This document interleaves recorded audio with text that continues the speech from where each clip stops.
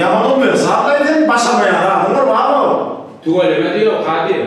Gözlerini. Basım toy yatacak olayamı. Elbette DJ Aydın çamıyaraktır. Elbette toyu diktirden soğumak kıyınarak olayacağım şeyin diktiremeyeraktır. Bazı hediyen atlan olacak diyen mi? Feridun'da. Kaşların arasında dondon kurşun değilim, dondon kurşun değilim. Biraz olurdu benim, biraz o beni yedi, biraz o beni yedi. Toyun devamında diktirski ve showman toyun hatam şovunu olacak diysen ene videolar.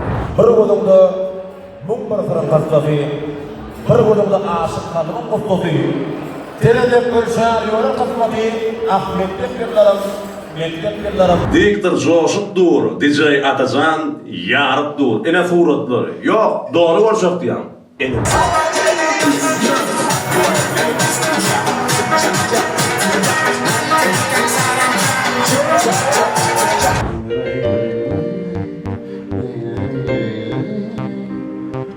Toyun devamında DJ bilen diktir tuturun sebepli sağlanar topori toyumda şeyle var ya aksiya.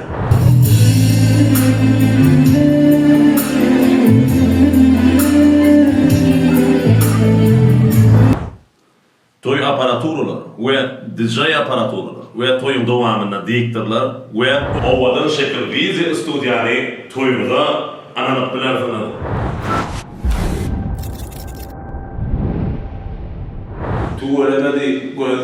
تف تف تف تف لالين قريب بسمة نفلالين